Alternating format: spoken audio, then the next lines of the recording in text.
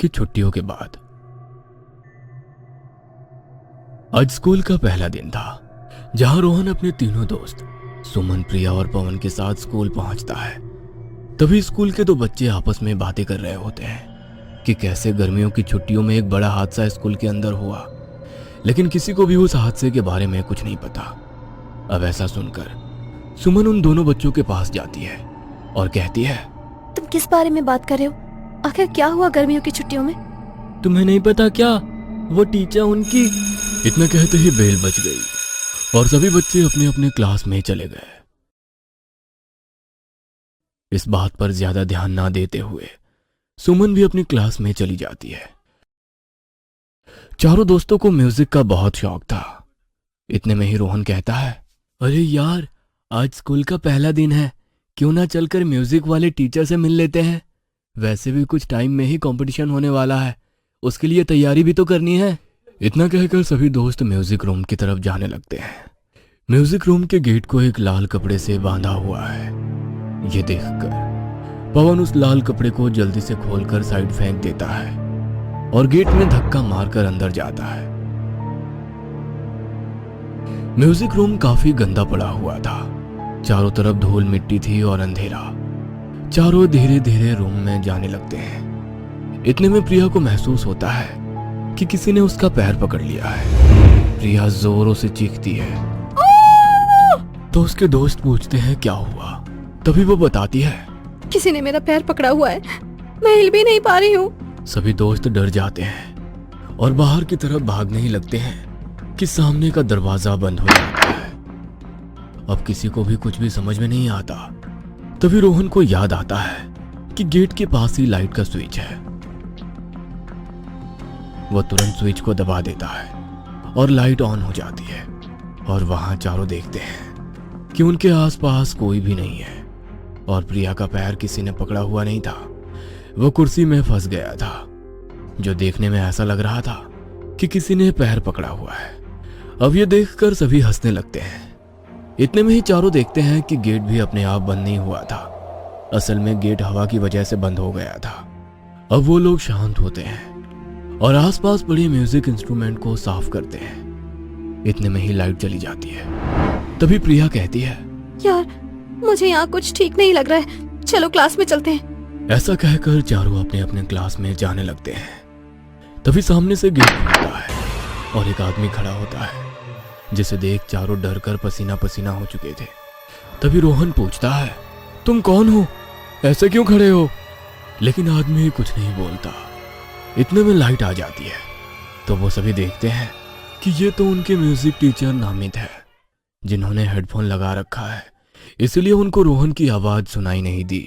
बच्चों को ऐसा डरा देखकर टीचर नामित कहता है, तुम लोग यहाँ पर क्या कर रहे हो? म्यूजिक रूम तो काफी टाइम से बंद पड़ा है। सर, हम लोगों को कंपटीशन की तैयारी करनी थी, तो सोचा आज के दिन से ही शुरू कर दें। लेकिन जब यहाँ पर आए तो देखा म्यूजिक रूम की हालत तो काफी खराब है। हाँ, काफी वक्त से रूम की सफाई नहीं हुई है, पर तुम लोग चिंता मत करो, मैं जल्दी इसको साफ करवा दूंगा। और हाँ, जब तक मैं ना बोलूं तुम लोगों को म्यूजिक रूम में नहीं आना है। और अभी कुछ टाइम के लिए म्यूजिक के बारे में भूल जाओ, अपनी पढ़ाई पर ध्यान दो। मुझे ठीक लगेगा तो मैं तुम्हें अपने पास बुला लूंगा। म्यूजिक टीचर की बात सुनकर सभी बच्चे अपनी क्लास में चले जाते हैं और पढ़ाई करने में लग जाते हैं। और जब सुमन अपने दोस्तों से बात कर रही होती है कि तभी वो देखती है कि क्लास के बाहर से उसकी एक टीचर नेहा, जो कि हिंदी पढ़ाया करती थी, वो उसे काफी देर से घूर रही है और बहुत अजीब तरीके से बिना पलक झपकाए बस घूरे जा रही है। सुमन ने अपने दोस्तों को बताया और जैसे ही उसके दोस्तों ने देखा जहां टीचर खड़ी थी तो वहां उन्हें कोई भी दिखाई नहीं देता है। इस बात पर भी सुमन कुछ खास ध्यान नहीं देती है और अपना स्कूल खत्म करके वापस घर आ गई। रात के करीब 8 बजे चारों दोस्तों के पास उनके म्यूजिक टीचर का मैसेज आया कि मुझे स्कूल ग्राउंड में 8:30 बजे तक मिलो। अब टीचर का मैसेज देखकर सारे बच्चे खुशी खुशी स्कूल जाने के लिए निकल जाते हैं। तभी उनके पास एक और मैसेज आता है कि पीछे वाले गेट से आना, क्योंकि मेन गेट पर चौकीदार होगा। इस पर सभी बच्चे स्कूल के पीछे वाले छोटे गेट से अंदर की तरफ आते हैं। और ग्राउंड में अपने टीचर का इंतजार करने लगते हैं कि उन्हें पास में एक बास्केटबॉल मिलती है। और चारों डिसाइड करते हैं कि जब तक टीचर आते हैं क्यों ना बास्केटबॉल खेल लेते हैं। तभी प्रिया देखती है कि स्कूल की बिल्डिंग में कोई परछाई घूम रही है जो काफी तेजी से इधर से उधर जा रही है। यह देखकर वो काफी हैरान हो जाती है क्योंकि इस वक्त स्कूल में कोई भी नहीं है इन चारों के अलावा, और अगर कोई होता भी तो इतनी तेजी से कैसे भाग सकता था। वो अपने सभी दोस्तों को बुलाती है और देखने को कहती है, लेकिन जैसे ही उसके दोस्त देखते हैं वहां उन्हें कोई भी परछाई नहीं दिखाई देती। और इतने में ही सभी को स्कूल की बिल्डिंग पर एक और औरत दिखाई देती है।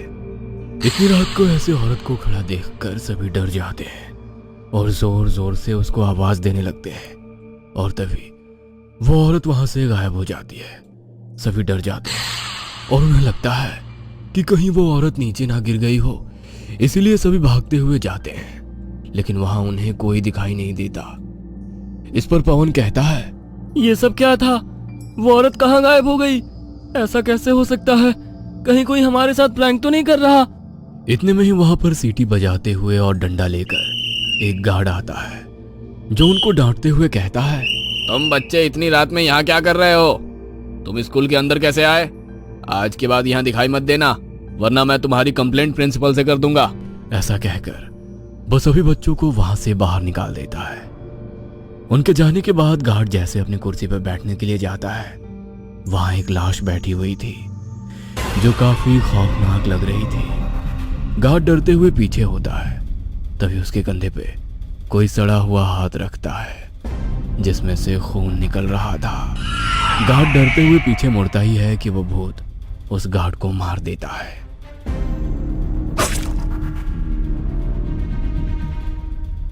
अगले दिन वो चारों दोस्त देखते हैं कि कोई नया गार्ड आ गया है। इस पर प्रिया कहती है कि अच्छा हुआ वो गार्ड नहीं आया, वरना हमें डांट जरूर पड़ती।